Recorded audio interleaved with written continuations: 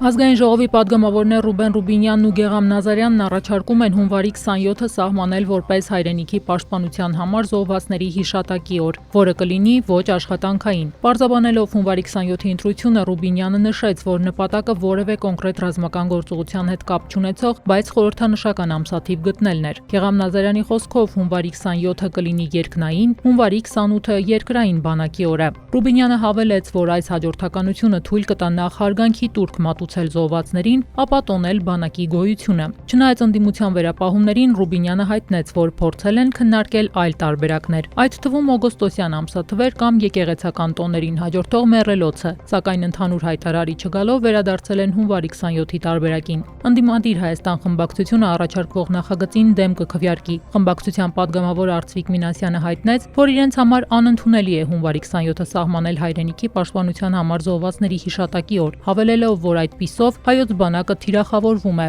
Նրա դիտարկմամբ փորձ է արվում զոհ բառը զուգակցել բանակի հետ։ Ռուբինյանը հայտնեց, եթե ազգային ժողովը կողմ քվեարկի նախագծին, այս հունվարի 27-ը կլինի ոչ աշխատանքային։